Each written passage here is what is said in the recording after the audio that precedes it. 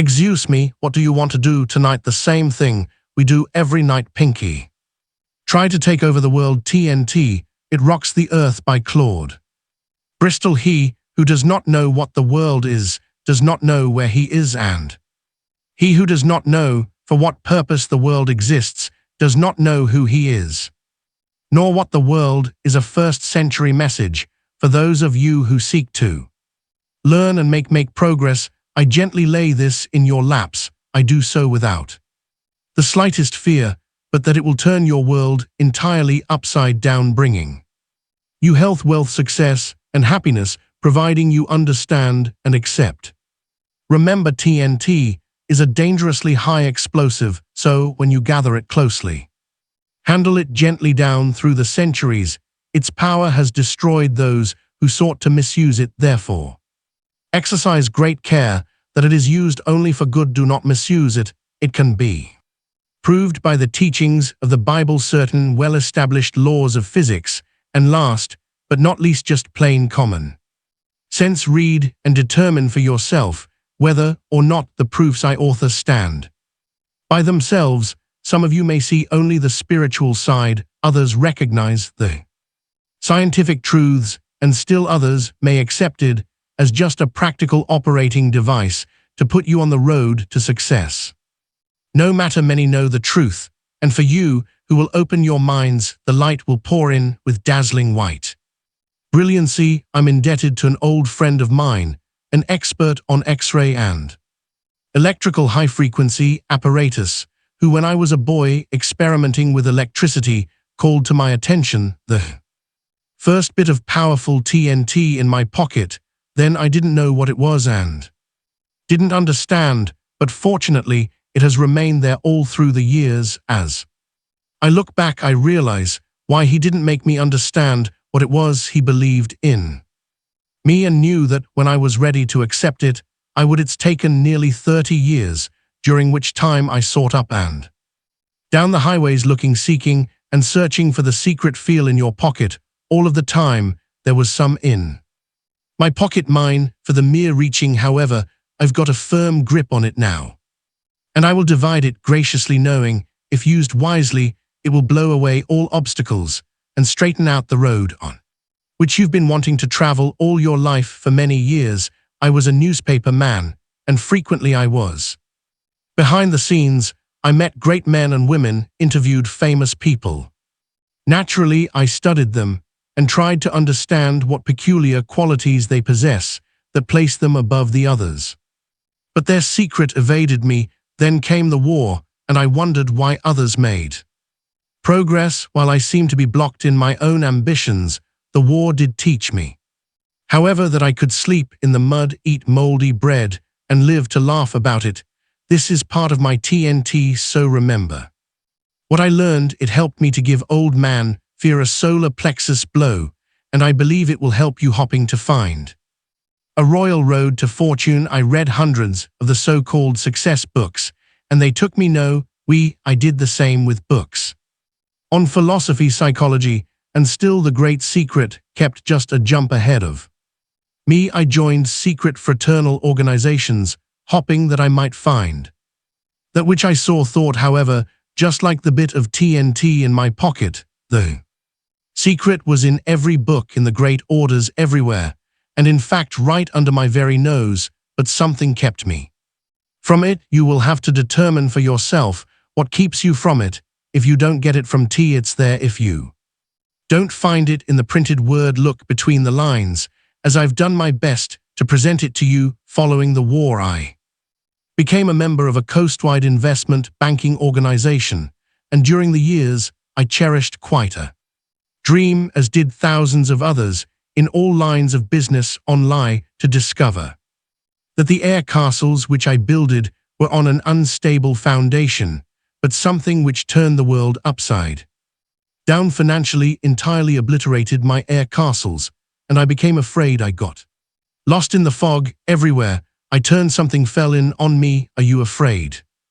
As an executive of the organization, my responsibilities multiplied. Our business, due to the economic changes which were taking place in the world, faced a crisis, and many people failing to understand the catastrophe which had overtaken. Business everywhere were critical, all of which brought worry and many sleepless nights I found myself dreading to go to.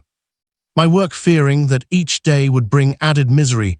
The weeks went on and conditions got worse and worse.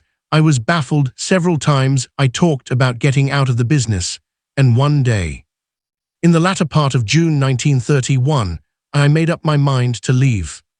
I mentioned it to one of the women with whom I had been associated for several years, and saw nothing but reproach in her eyes. That night I tried to sleep again. I found it impossible. I paced the floor for hours. When at about 3:30 in the morning I suddenly stopped and sat down, I was face to face with myself. I could follow the inclination to run and leave the others to carry on by themselves, or I could stay and do my share, a duty which I knew was mine. I caught myself saying almost aloud, right is right, it's always been right, it's always been right, it can't be otherwise. Something I had been taught since infancy. Suddenly, there appeared to be an unfoldment. Out of the air came a voice saying, "What have you been seeking all these years? What were you taught? What did you learn? Where are you going? Where have you been? Where are you going?" I jumped to my feet, crying, "I know it. I've got it now. It's the secret. That's what they tried to teach you. It is the ROO secret too." Out of the air, something told me that I would find those identical words in a book which had many years before been given me, and which I had tried to read, failed to understand, and put aside. It was written by a great man, Albert Pike, a mystic, a poet, and a scholar. Grabbing it from the shelf feverishly, I ran through the pages. The words were there, and I understood. Immediately, I now had the key. I could see a broad, smooth highway, and at the end of that highway, a perfect FL of gorgeously beautiful radiance. That's the road you are on now. What a simpleton you have been. They tried to teach you, they tried to help you, and you kept your mind closed, thinking that you alone could find the road and stay on it. Open your mind. I was nearly overcome with the sheer joy of it. All my fears, my worries had disappeared. I smiled. I knew that I was right, and that everything would be right for me. From then on, I slept like a baby. There was a different atmosphere in the office. That day, the oppressive black clouds which hung over us began to fade away. I told the woman, she with the reproachful eyes, what had happened, and she smiled a knowing smile. She helped me get back on the track, and I can never repay her. As one learned man said, all of us are born with the ability to differentiate between right and wrong, and with the ability to achieve, but some of us must run head-on into a stone wall, smash ourselves to bits before we really know what it's all about. I hit the wall with a teary, horrific crash, and it was the greatest and finest thing that ever happened to me. Many, noting the transformation, asked for an explanation. I told some of my closest friends. Knowing it will help, I give it to all of you.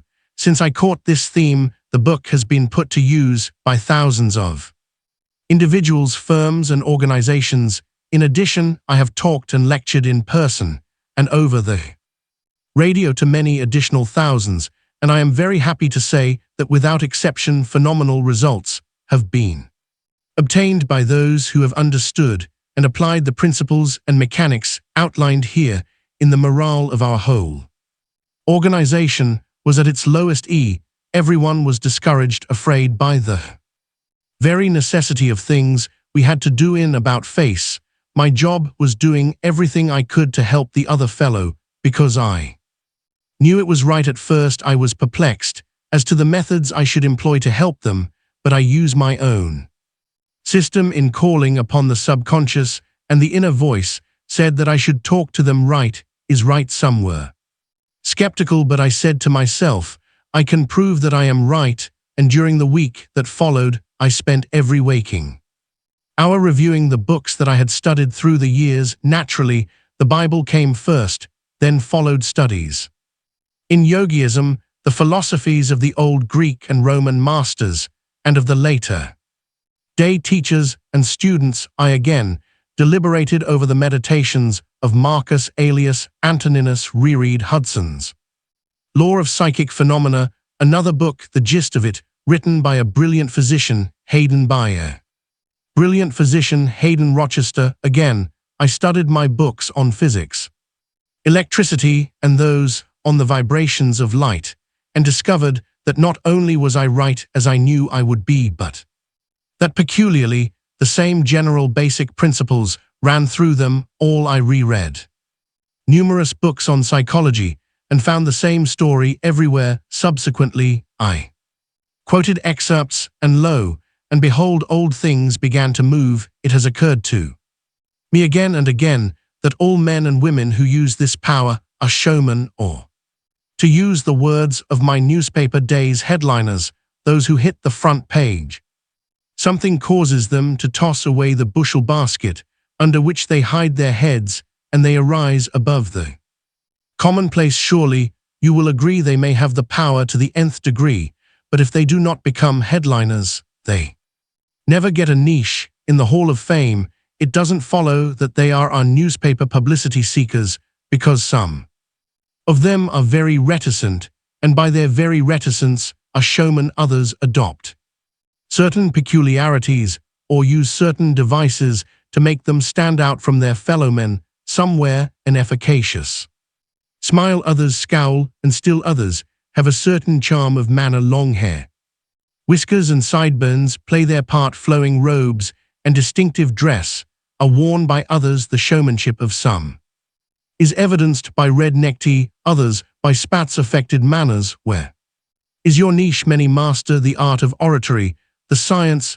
of warfare, banking, statesmanship, politics, the arts, but all of them stand out in the full glare of the calcium. Headliners, the number is legion. I mention a few of those of history in today: Desmostynes, Nero, Julius Caesar, Christopher Columbus, Cleopatra, Bezac de Passant, Sir Isaac Newton, Joe Offa, Cromwell, Edgar Allan Poe, Benjamin Franklin, Alexander Hamilton, Bismarck, Graham Bell, General Grant, Seal, Hodges, P.T. Barham, Clemo Kitchener, Woodrow Wilson, Joffre, Sir Thomas Lipton, Fall, Malini, Winston Churchill, Charles E. Hughes, Lloyd George, Mahatma Gandhi, Ramsay MacDonald, Will Rogers, Douglas Fairbanks, Roosevelt, Henry Ford, Lindbergh, Alfred E. Smith, Lenin, and Hitler.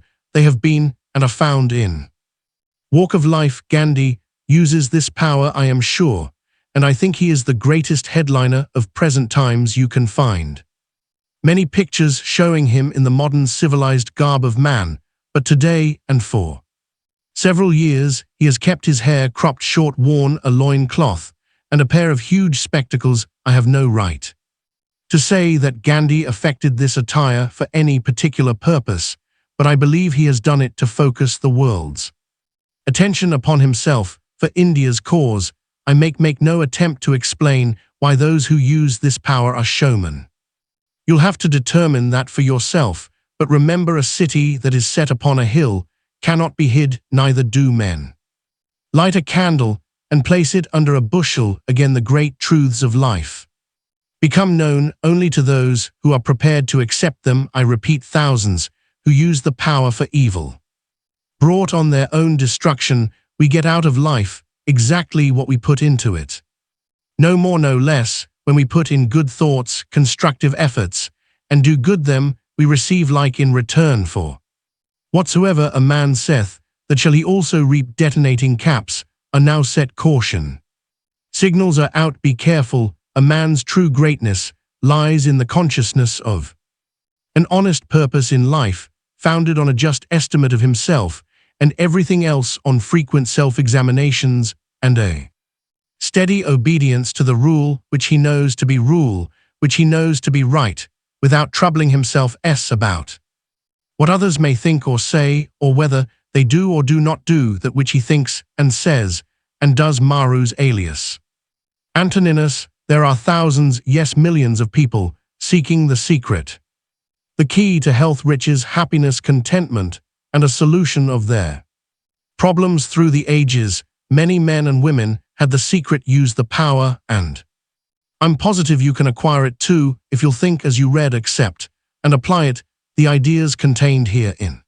What do you want? Where are you going? An old story. I repeat, an old story down.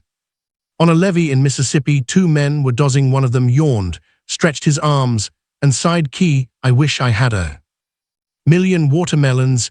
The other man asked, "Ralph, if you had a million watermelons, would you give me half of them?" "No, sir." "Would you give me a quarter of them?" "No, I wouldn't give you a quarter of them." "Ralph, if you had a million watermelons, wouldn't you give me even 10 of them?" "No, sir, I wouldn't give you 10 of them." "Well, wouldn't you give me one lousy watermelon?" "Say, Sam, I wouldn't give you even a bite of one if I had a million watermelons." "Why not?" "Because you're too lazy to wish for yourself. There's much to be gleaned from that story. You'll understand as I proceed. I am fully cognizant that some will scoff. There have always been scoffers, but scoffers never succeed. They never get any place in life, simply become envious, while the door or the person who is moving forward has to jump over or go around them. They have nothing but a nuisance value in life. Some of you may dismiss all of this, as you have done before, as you always will, but for those of you who are interested, are still willing to learn, I promise you can learn. I promise you can learn, and then make progress for yourself. Scoffers do not succeed. I take it there isn't an intelligent man or woman who isn't really interested in getting ahead, but I have often wondered if there isn't a negative quality in most of us, which precludes us from really starting. There's a saying I thoroughly believe in. If you believe it, it's so simply a cryptic statement, or digest of what I give you. All the great teachers, Buddha, Confucius, Muhammad, Jesus, and many philosophers taught a great fundamental idea. It is found in all religions, cults, creeds, and sects. Everywhere runs the same general theme, the gist of which, in my words, is if you believe it, it's so. If you believe it, it's so. If you believe it, it's so. I quote from the Bible, "As a man thinketh in his heart, so is he. As a man thinketh in his heart, so is he." If you believe it, it's so. Note the similarity. Reduce the whole thing to one word: faith. I have heard many people say the day of miracles is past, but never in my life have I heard a thinker, a student, or a believer make such a declaration. Surely the days of Aladdin and his lamp are gone. Perhaps they never existed. So with the magic wand, the magic carpet, and all of those things of fairy tale and legend, when I refer to miracles, I mean those things which can be accomplished through faith. Faith in your belief, faith in yourself, faith in the persons with whom you are associated, faith in a power, faith in that something which controls the destinies of everyone. And if you can get that faith and dissipate the negative side, nothing in this world can stop you from acquiring what you desire. Believe in yourself. While this may sound foos, you can have anything obtainable if you really want it. All of us are prone to calculate and weigh things, permitting the negative side to creep to the fore. And our thoughts evidence themselves in such remarks as, "It can't be done. I'm afraid what will happen if I do it. People won't understand. It isn't worth the effort. I haven't the time," and similar verbal allies. If you haven't expressed these thoughts to yourself, then others have to you, and through the power of suggestion, you have accepted them as your own conclusions. Why the allies? This same message has been written and delivered thousands of times.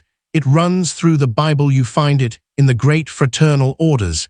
It led the three wise men. The Crusaders carried it. Every outstanding character of history has used it. Moses, Alexander the Great, Napoleon, Shakespeare, Washington, Lincoln, Roosevelt, Wilson, Benjamin Franklin, Edison, Dr. Stein, Metz, Barnum, and thousands of others had a grasp of that something. The wise men of all ages, the medicine men, religious leaders, great teachers, the mere priests, the yogis, the healers, the healers, the healers, the healers, the miracle men, all of them knew this secret. Some worked it one way, some another.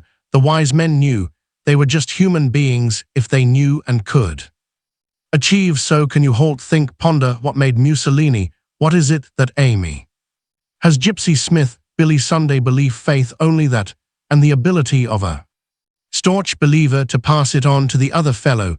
It's the very keynote of all great religions. All big things are started by one person, one believer. It makes no difference where they got the idea originally. All great inventions are the outgrowth of the whole scheme. Faith, belief in yourself, your ideas. All super Solomon know this. They use the power. That's why they are super salesmen. Every community drive, every forward movement, everything worthwhile succeeds because someone person has faith and is able to pass it on and on and on. Think about that, then think about it some more and think of it again.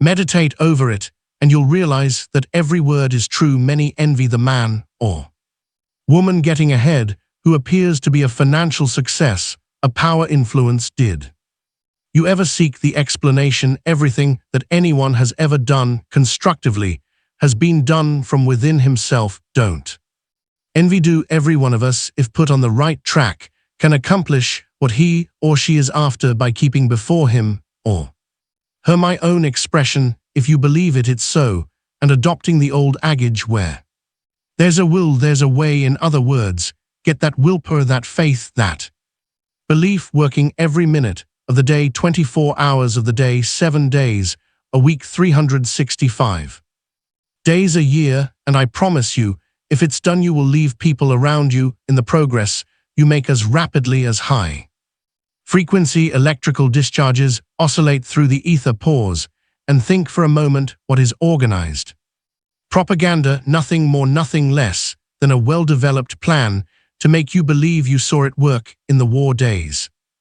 And if you're wide awake to what is going on around you, you know that it's being worked in every line of endeavor today, just as it was worked thousands of years ago, and as it always works if you're reading the newspaper, listening to the radio, and will keep in mind my theme. You will realize that all these speeches of our leaders, our great executives coming to us with clock-like regularity, are being given with a purpose to make us believe those men know it works. Stop, think, meditate. Mahat Mandi, upon arriving in England to seek a solution of India's problem, said, "I'm doing this because a voice within me speaks," and he referred to something from within. Call it a power, call it something supernatural, call it anything you wish. Some refer to it as the subjective mind.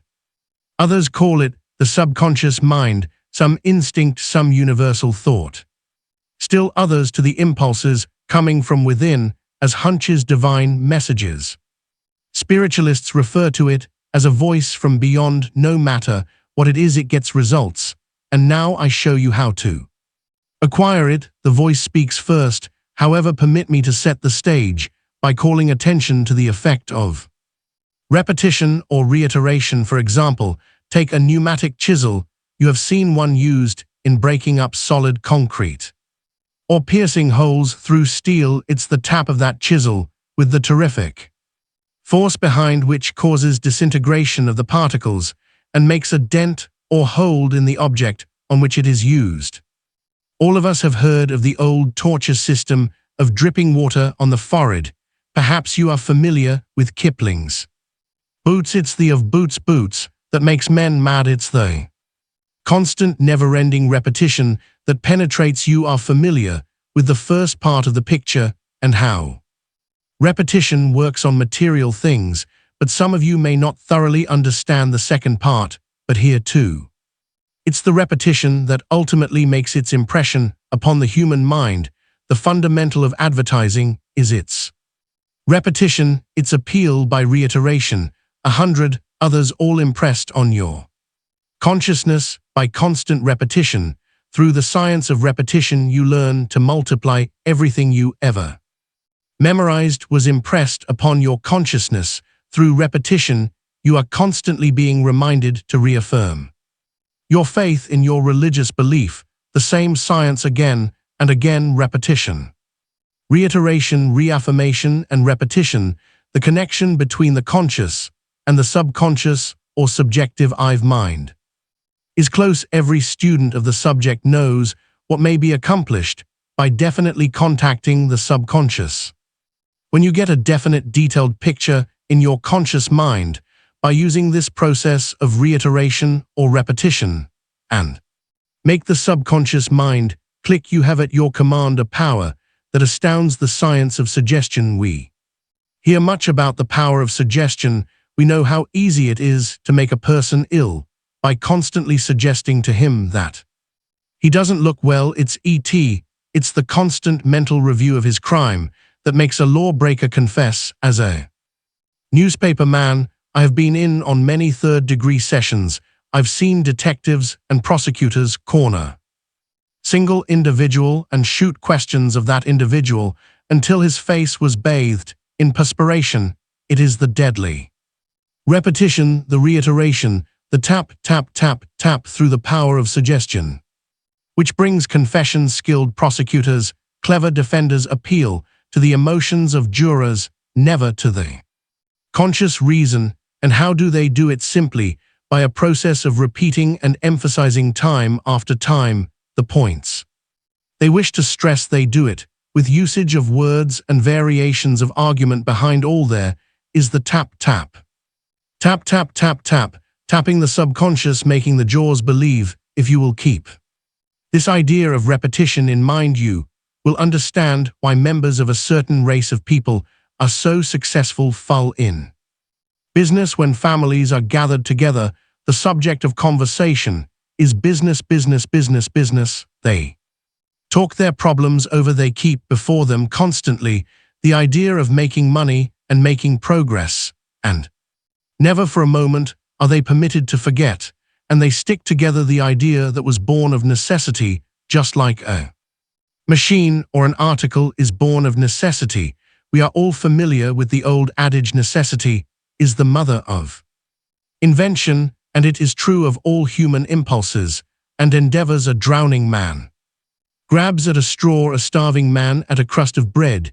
The impulses come when you get up against it. You who have been there know what you had to rely on in times of acute pressure, and whether or not you heard a little voice from within, there can be no gainsaying that once you have made up your mind to do a thing, it will be done. But the trouble with most of us is that we sidestep, vacillate, and seldom make up our minds to what we want or determine clearly the road on which we wish to travel. All day dreams and wishes would become realities if we kept them constantly before us, put fear behind, shoved away all reservations, ifs and zans and buts. Again, a lot of us think we know what we want, when as a matter of fact, we don't. This sounds paradoxical, but if each of us knew what he wanted, he would get it, provided he had the willpower, the stamina, the dynamic force, the fight to go after it.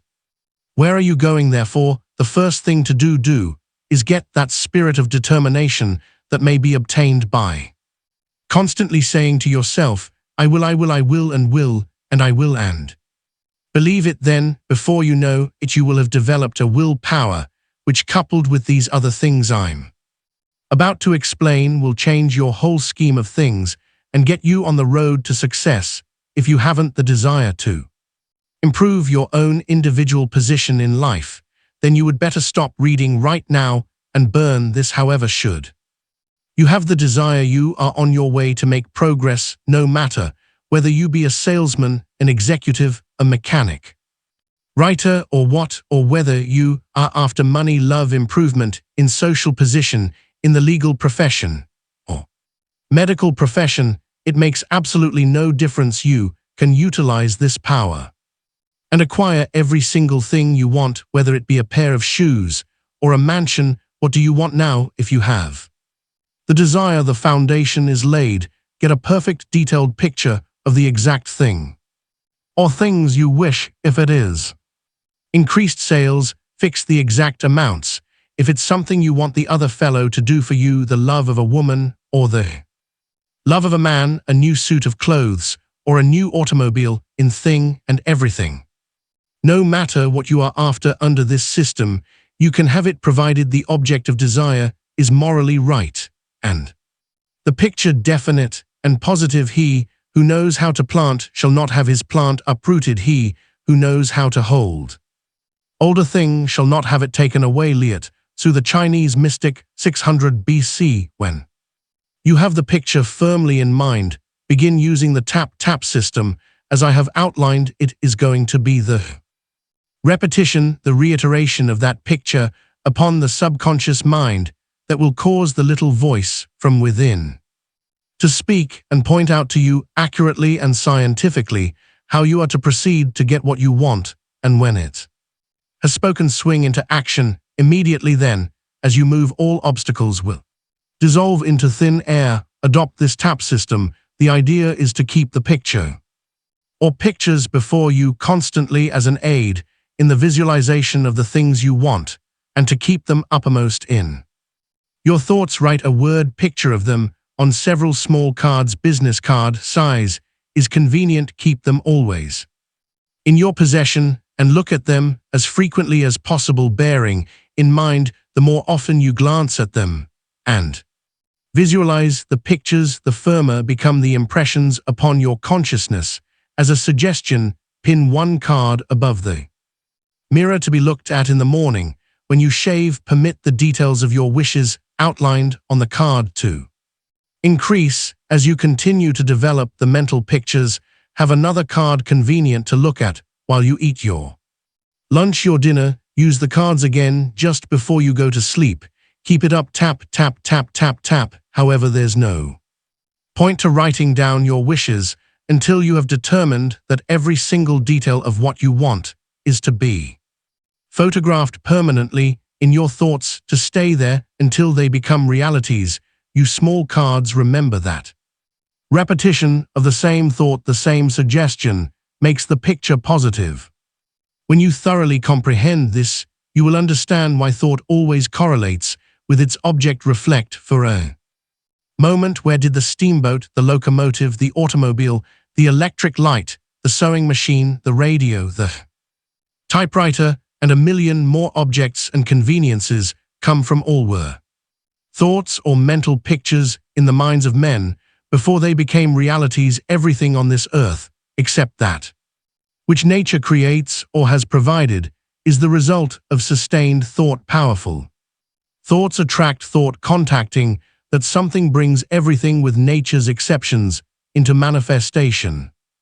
Single thought not to be followed up, a flash to be dismissed or lost, is like a bobbing cork, aimless and without purpose. The same thought, the picture of the thing you want, kept constant, always attracts it. Object, just as a magnet attracts the larger and more powerful the magnet, the greater its drawing force, and so it is with sustained thought. The more powerful it becomes, the more it attracts, just as a huge magnifying glass drawing the sun's rays and kept focused on a certain spot will burn a hole. So will powerful sustained thought, the vivid mental picture directed to or on its object, correlate. However, you must mentally see the picture of your object or ideal as a reality. See every detail of the picture as being in existence, just as you want the object or ideal to actually be. Then, as if by magic, the chain will link itself together.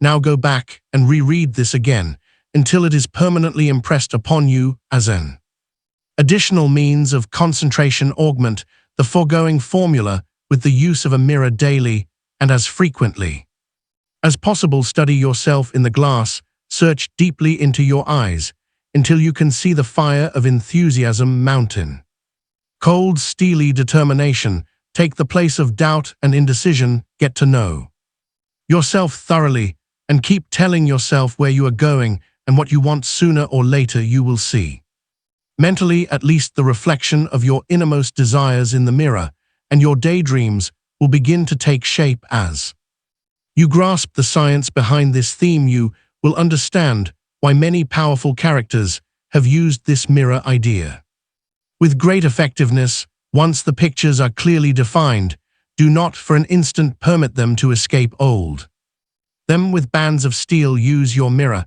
so use all that is called fortune. Most men gamble with her and gain all and lose all as her wheels roll, but do thou leave as unlawful these winnings and deal with cause and effect. The Chancellor of God in the will work and acquire, and thou hast chained the wheels of chance and shall sit hereafter out of fear of her rotations, Emerson's self-reliance, constant practice of writing down your wishes and using a mirror will work wonders. Shortly, you can form the pictures at will, without the use of either cards or mirrors, and you will find yourself tapping the subconscious mind, almost automatically. Practice, always keep tapping. Don't be afraid of overdoing or becoming extravagant with your wishes and desires, because as I said before, you can have every single thing you wish, but you must become adept at doing exactly as I tell. You start wishing and doing when you visualize, and keep the pictures constant. Action follows, because action, after all, is nothing more than energized thought. Never lose your vision, your mental pictures, for it is as King Solomon said nearly 3,000 years ago, where there is no vision, the people perish. Bear in mind, this whole theme is as old as man. The only thing I do is to give you the message and words of today and outline simple system of mechanics which may be used by anyone, as we all know the proof of the pudding is in the eating, and if you have any doubts as to whether or not I'm giving you an exact science, try it. The automobile will begin to take shape, you will get the new shoes, and the bricks of the mansion will fall into place as though a magical hand has touched them. I know it, I believe it, and it's so you know something of the efficacy of prayer. What is prayer but the expression of a heartfelt, earnest, sincere want or desire? The great master said, what things soever ye desire when you pray, believe that ye receive them, and ye shall have them. And it's true, all of us know the effect of our own desires on ourselves, and how events are influenced by great desires. Every economic change down through the centuries has been due to the desire of man to benefit himself. However, we must believe, have faith, otherwise our innermost desires, prayers, become simply bursting bubbles. The great master also said, if thou can't believe, all things are possible to him that believeth. I have pointed out the way that belief, faith, is engendered and kept constant through repetition, reiteration of the same thought. It's now up to you to do the rest. Keep in mind always, as I said before, you are appealing to the subconscious, that something way down deep in all of us, universal thought, to the powerful force behind that omnipotent power, a supreme intelligence, or whatever you wish to call it. It is easier to go with the current than fight against it, but you must harmonize with others, with everything around you. No longer let thy breathing only act in concert with the air which surrounds thee, but let thy intelligence also now be in harmony with the intelligence which embraces all things. The word of a great philosopher, the ancients tapped it. It shouldn't be necessary for me to explain that I am suggesting that I am suggesting that you put yourself in tune with the very stream of life itself. You who understand will appreciate that nature provides ways and means for all things to grow rightly. Meditate for a moment and you'll realize I am giving truths which many may have forgotten. There's the great fundamental law of compensation, which makes all things right. There's no set rule for doing anything, because some of us perform one way and some another. Just as two people go across the river, one goes by one bridge and one another, but they both ultimately get to their destination. In other words, after all is said and done, it's results that count, and if you will make up your mind to exactly what you want and follow the simple rules which are given here, in everything you are after will be yours. I know it, I believe it, and it's so. After you get a grip on the power, do not let the results of its usage surprise you. Miracles will be performed. You will do what previously you thought impossible. As certain as night follows day, results will follow in a most astounding manner. Things will come to you from the most unexpected sources. Ideas for accomplishment will pop here and they'll pop there, then follow through. Others may say that as things happen for you, they are mere coincidences, but you are lucky, etc. Not what they say. They are the scoffers. To the non-believers, The ignorant remain steadfast in your belief that they are the result of your own works. Coupled with that something in using this power, you are setting up powerful vibrations among the unseen forces. Therefore, it is not well that you should tell anyone, not even your most intimate friends or relatives of your innermost wishes or desires, your deep-rooted ambitions. Keep them to yourself, for should some person learn what you are after, they may consciously or unconsciously, due to enviousness or something else, set up counter vibrations, place obstacles in your way, and otherwise attempt to hinder you. Should barriers accidentally fall or be placed in your path, climb over or go around them. Go whistling BLE by tell no one. Now remember, it is entirely up to you as to the kind of pictures you create and hold constant, and subsequently bring into realities. Analyze this. You are today exactly what your thoughts have brought you, where your thoughts have brought you, and you will be tomorrow, where your thoughts take you. You are the absolute boss, therefore bear in mind, always the only limit is the limit you fix for yourself, and remember, you start with your thoughts. It may take longer to get some of the things you are after than others, but never get discouraged. Rome was not built in a day. Just maintain your faith, your belief, and keep tapping away. Many things will be added unto you and your dreams. The positive pictures will come true. Remember, nothing can stop you but yourself. I know it, I believe it, and it's so. I also am one of those who believes that all things are relative to my way of thinking. If a man can earn $1, he can as easily earn 10. If he has 2 suits of clothes, he can have 10. The only difference is the amount of energy he is willing to expend, and this goes for acquiring $100 to $1,000, and from then on it is a matter of only adding ciphers. There is no limit as to what a person may do or secure, provided he makes up his mind and steadfastly and determinately moves towards his goal. Look, within is the fountain of good, and it will ever bubble up if thou wilt ever dig. An ancient saying, as I said, under detonating caps. Be careful how you use the power which is to be yours. It will act as a boomerang and destroy you and everything you hold dear. If you use it for evil, therefore, only use it for doing you and others the most good and bringing happiness for yourself and those around you. Do not talk or boast about what you may have done for others or of your good deeds. They will speak for themselves. Just continue to give thanks for the fact that you are on your way. That's enough. Use it only for good. What is personality? What is it when you get in the presence of another person who has personality that grips you? What is it that causes you to feel his very presence, that overshadows you? It's nothing more than a dynamic force coupled with willpower, which is drawing from that huge reservoir of the subconscious. There are millions of people who have this personality. Some say it's natural with them.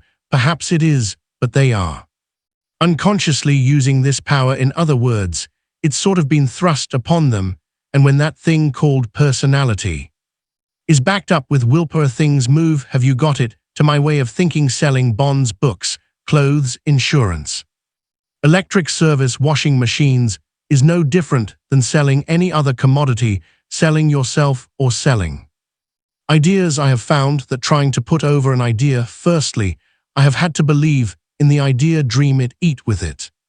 Eat with it, I had to have it with me every minute of the day until it became part of me, the old idea of repetition.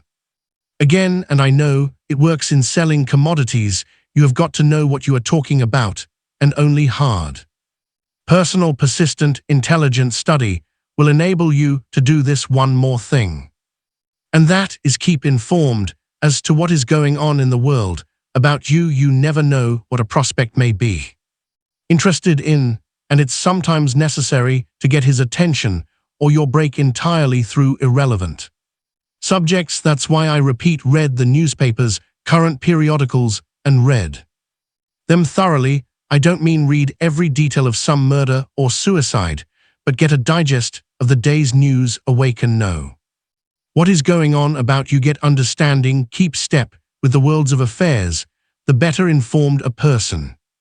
The better informed a person, the better he is equipped to get what he wants. Don't forget that knowledge is power. All of you should know that by this time, he who knows others is clever, but he who knows himself is enlightened. From the sayings of a wise Oriental, increase your knowledge, and the scope of your activities will be enlarged, and the desire for greater things, larger things will come automatically, and as they do, the things which Yao previously thought you wanted will become to your mind trivial, and will become to your mind trivial and will be disregarded, which is another way of saying that you ultimately will hitch your wagon to a star, and when you do your move with lightning, like speed, study, learn, and work, develop a keenness of observation, step on the gas, become alive for yourself, and you'll pass it on to the other fellow, get confidence, enthusiasm, and you're set up like vibrations all around you, and that's the theory of all life, as old as the world itself. Like begets like a laugh, brings a laugh, a good deed cause for a good deed, riches beget riches, love, love, and so on. The old law of attraction, stated in Ampere theory of electrical magnetism, is parallel currents in the same direction attract one another, and when you are out of tune and antagonistic, you put others out of tune and make them antagonistic, because parallel currents in opposite directions repel one another. However, don't get the thought that I have given you an oversized wishbone which will enable you to sit down, and by talking to yourself through the idea of repetition, get what you want, because it will never work. You have got to have the wishbone backed up with a backbone, and that isn't all. The wishbone and the backbone must be coordinated and synchronized to a point where they are running in perfect harmony, and when they are in tune, you will find personality developing. Then put action energy into your scheme, and everything will move before you. Wishbones need backbones. I take it that all of us have admired that intense type of person. I mean by that one whose shoulders are back, whose chest is out, whose head is up, and whose eyes are alert. It is easy to pick out in any organization those whose feet lag, whose shoulders droop, whose chins sag, and whose eyes are a blank. Drifters, loafers, quitters. First measure yourself, then study those with whom you are associated, and you can tell at almost a glance those who will make progress and those doomed to failure. Every physical movement tells a story. Each marks your personality, your body, and your mind are in reciprocal relationship. Each acts and reacts upon the other. Your bodily movements, your facial expressions indicate the way you think. Now study yourself, your eyes in the mirror again. The person you see in the mirror is the one the other person sees. What kind of an impression do you wish to make on him? That too is up to you. You know whether or not you have personality. If absent or undeveloped, make up your mind to get it. You can, and you will when you make up your mind and do as suggested herein. If you will develop that intensity of purpose, determination to get ahead shortly, the determination will show in your eyes. You have heard people say that a certain person has a penetrating gift. Gaze that he looks right through one. What is it? Nothing more than that fire from within, intensity, or whatever you wish to call it, which means that the person who has that gaze usually gets what he wants. Remember, the eyes are the windows of the soul. Look at the photographs of successful men, study their eyes, and you will find that every one of them has that intensity. Therefore, I say, let it be reflected in the way you walk, in the way you carry yourself, and it will not be long before people will feel your presence when you walk through. A people will feel your presence when you walk through a presence, when you walk through a crowd, and an individual prospect will feel that personality when you talk with him. The eyes have it. All of this is to explain that it takes an affirmative type to make progress, and the things I have pointed out may be utilized to develop you into affirmative type. The negative type is sunk before he starts. Nature takes care Of these situations, through the old LW of the survival of the fittest, we know what happened in the day of Sparta. When children were put on their own at a baby age, and only those who survived were given further chance, a negative type is a quitter, or another way, a quitter is a negative type, and while there is no point to going around hitting everybody on the nose just to start something, always remember it's poor business to let yourself be put on the defensive, as that is a negative side. A person who wouldn't be licked can't be licked if you are taken unawares and suddenly put on the defensive. Snap out of it, take the offensive, because if you remain on the defensive, you are beaten. Of course, to bring about this intensity of being, it's necessary to be in good health. I do not claim that the power of will is a cure or to mend broken legs and all that sort of thing, but I do know that constant application of the theory here in advanced will aid a person in ill health. All of you have heard of Dr. Emile Cole, the Frenchman who was in this country a few years ago telling people they could cure themselves if they would adopt his plan. His idea was that you should say to yourself very day, in every way I'm getting better and better. Just ponder over that for a minute every day. In every way there was nothing new in that idea any more than there is in the ideas which I put forth, simply another way of expressing the whole scheme. Reiteration, repetition, keeping up most in your mind all the time what you want, and which positive thoughts in turn are passed on to the subconscious mind. The wonder thing, dig health, wealth and happiness, and they will all be yours. It cannot be otherwise.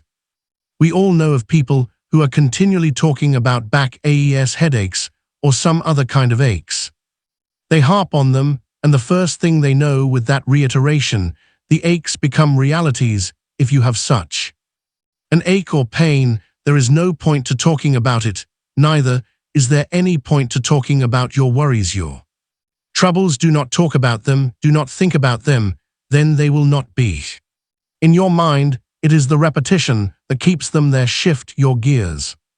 Reverse the process, get away from the negative side, and become an affirmative type. Think affirmatively, and the first thing you know, your aches, worries, and troubles will disappear. If thou art pained by any external thing, it is not this thing which disturbs thee, but thy own judgment about it, and it is in thy power to wipe out this judgment now. But if anything in thy own disposition gives thee pain, who hinders thee from correcting thy opinion? The philosophy of the ages. When a train roars across the track in front of you, you put on the brakes of your automobile, throw the gears into neutral, and idle your engine. You are on your way again just as soon as the train passes, but you certainly do not throw your gears into reverse and go backwards. Backwards, are you in reverse?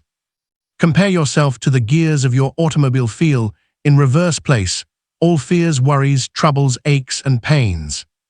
And when things go wrong, simply put on the brakes, idle your engine until you can clearly see the road ahead. In high is everything you desire: health, wealth, happiness, success.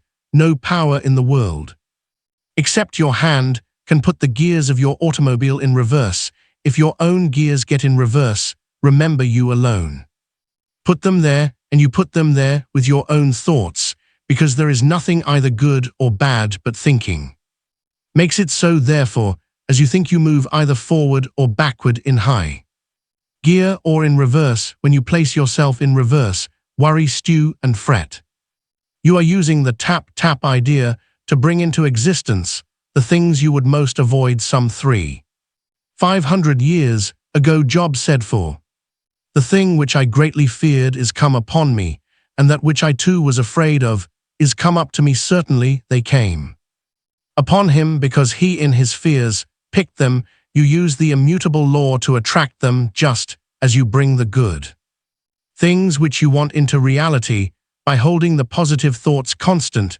So do you bring the bad things, those which you fear, by holding the worry, the negative thoughts constant. If you have read this far, then you must realize that when you look after your thoughts, then your thoughts will look after you. Therefore, which will it be? Grief, trouble, ill health, worry, failure, or health worry failure, or health wealth. Happiness, success, it's entirely up to you. No power on this earth, but you can direct your thoughts, and the way you use your will to keep your thoughts positive is a matter solely under your control. Therefore, lose no time in erecting a steel wall on the right side of the reverse gear. Close the door of yesterday. Keep it closed always, then shift from low gear into high and stay there. Which will it be? Those of you with your own business, increase your business, or if you're a salesman, your sales as a result of your own thinking. When others tell you that business is bad, things are tough, going to the bow wows, etc., and you accept their thoughts and make them your own, your business will go to the bow wows. Have no doubt about that. Then as you talk to others with your chin on your chest, your feet dragging in the front of a professional mourner, then you tap them down, and the more you circulate, and the more you talk, tapping with the same story, especially if think and talk with an air of conviction, the be think and talk with an air of conviction, the more damage you do. You are setting up thought in reality. Fear vibrations, which are far-reaching fear thoughts, are terrifically contagious and spread like wildfire. Conversely, as you direct your thoughts visualizing towards increasing your business, your sales, your profits, etc., have no misgivings of your own, keeping your mind closed to the downward tapping thoughts of others,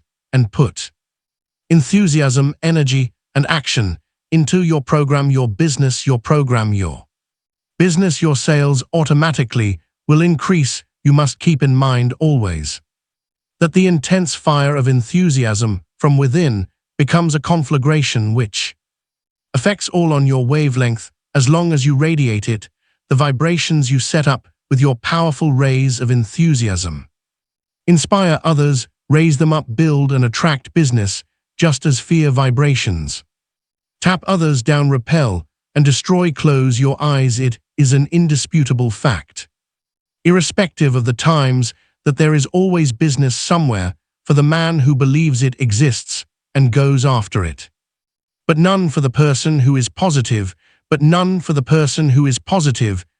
exists and makes no endeavor to move except this experiment and be convinced any downward or upward trend in our worldwide economic scheme is due entirely to the way we think. When the great world leaders, the statesmen, the financiers, editors, publishers, economists, those who direct and influence the thoughts of millions in every part of the globe, permit depressed thoughts to enter into their scheme, then depressed thoughts and fear vibrations enter into the scheme of those same millions, and business comes to a near standstill. When the world's leaders change their way of thinking, toss out fear and move forward instead of backwards, then the thoughts of millions change for the better. And as they think constructively, business improves, thought moves, the world. Stop and meditate over this for a few moments. You will realize that thought operating in reverse was the great underlying factor which brought on the so-called economic depression. Human beings are human beings the world over, whether Prague or Timbuktu, all subject to the same emotions, the same influences, the same vibrations. And what is a community, a city, a nation, but merely a collection of individual humans? As a man thinketh in his heart, so is he. As members of a community think, so they are. As a city thinks, so is it. And as a nation thinks, so is it. There is no other conclusion. We are living in a great crisis in human history. There is unlimited need for boldness and courage, but there is no occasion for dismay. On the one hand, there is the way to such achievements, to such wealth and happiness as mankind has never before known. Life, even as we know it now, tastes very good at times. We spoil it a lot for ourselves and each other by fear, follies, hate, bickering, suspicion, and anger. There is no need for us to go on spoiling it. We have not the health we might have. We have not a tithe of the happiness we might have, but it is within the power of the human will to change all that. H.G. Wells, England's great man of letters. This power, this vital energy, or whatever it is inexhaustible. and it is so easy to use it if you only have the key. I am fully appreciative of the fact that psychologists maintain that. Psychologists maintain that few persons really think. It is my hope that this message will cause you to think. If you dismiss it as so much bold dash, then I shall know that you have never understood or appreciated how the great characters of history, whom I have previously mentioned, and many others, with whom you yourself should be familiar, made names for themselves or gained niche, is in the Hall of Fame. Change gears. Now real people, successful people, are those who made themselves and not what others made them. After all, there are only two ways to move forward and backward. Why not forward? Watch the down and out, or on the street his whole trouble is lack of positive ideas. If he thinks he is down and out, he is. If he will change his ideas, if he will change his ideas, he will be up and coming. All of us know that you can shift your gears if you only realize it. You have been told how to keep out of reverse, and it is simply a mechanical process for yourself. Understand, and you will always keep your gears in high and move forward. A sale is affected by getting a prospect to think as you do, and unless you believe that the thing you are selling is good, then obviously you can't make the other fellow believe it. Believe in your goods. That is just plain common sense. So for those of you who may be selling, keep in mind what I have previously said about knowing your article and selling yourself. That is 99% of the success of selling the other one. Z's legwork. Contacting the prospect. You should realize that the bending other people to your will or getting them to do as you wish is simply having them think as you think, and that is very easy. Charles M. Schwab said many of us think of salesmen as people traveling around with sample kits.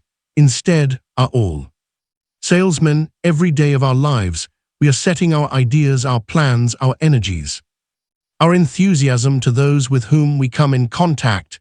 So it is with every endeavor, and especially true of selling commodities, because you must contact people. Sell yourself, and when I say contact, I mean contact. I mean contacting them face to face. The day of order taking is gone, and it is only the persons who have got it in them who are to succeed. Now all the others will sink. You cannot beat a fundamental law, the survival of the fittest. Therefore forget about order taking and keep in mind the only way you can close a sale is to make the prospect think as you think. The best way is in face-to-face contact. You have got to be in his presence. You've got to be in his presence. You've got to see his reactions, the old law of cause and effect, and you have got to adapt yourself to the conditions as they confront you with that individual prospect.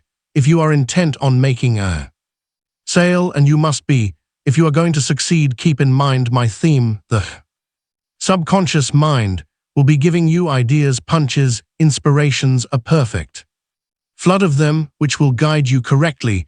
They will point out the way to get into a busy man's presence, into the privacy of his very self, and when you get there, stand on both feet, follow your hunches, be alert, make him feel your personality, know what you are talking about, be enthusiastic, don't quail. You are just as good as he is, and besides you may have something which he has present, and that is utmost confidence, utmost faith in the article you are selling. On the other hand, if he is a success, he also has personality.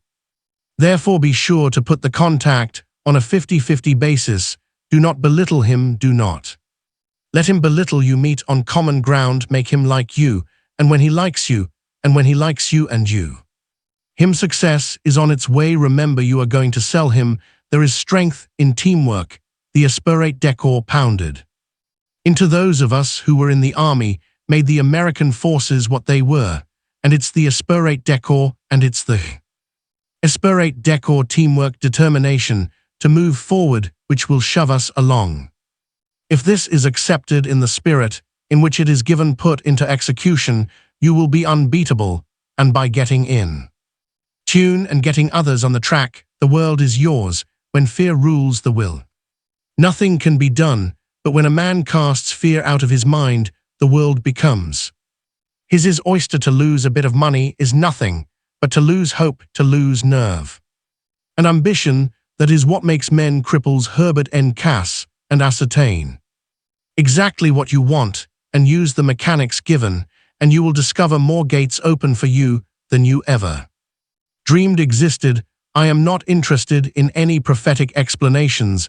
I'm interested in results. A light will dawn upon you, and you will see clearly ahead how to achieve what you are after. The same principles, the same methods can be successfully applied to any line. The ability to accomplish anything in a convincing fashion depends entirely upon the degree of expert knowledge which you possess, coupled with that intensity of purpose. Read and study, practice, practice. Tap, tap, tap. Before closing, I should tell you that the conscious mind must be placed in a receptive condition to get the ideas from the subjective or subconscious. Of course, we all know it is the conscious mind which reasons, which weighs, which calculates. The subconscious mind does not do any of these things. It simply passes on ideas to the conscious mind. Open the door. You have heard a lot of people say, play your hunches. What are those hunches? What are those hunches? Where do they come from? They come from the workings of the subconscious mind. Psychologists tell us you will soon understand the reason that to put the human mind in a receptive condition, you must relax. If you have ever laid on the massage table and been told by the massage table and been told by the masser to relax, then you know what I mean. Let the body go limp. If you have trouble at first, try it with your arm. Both arms, both legs, until the whole body is relaxed. Then the mind automatically will relax. When that is accomplished, concentrate on what you want. Then hunches come, grab them, execute them as the little voice tells you. Do not reason or argue, but do as you are told, and do it immediately. Relax, relax, and tap. You will understand what psychologists, mystics, and students mean when they tell you to stop, relax, think of nothing. When you wish to draw on the subconscious and have the little inner voice speak, as you further progress, you will also begin to realize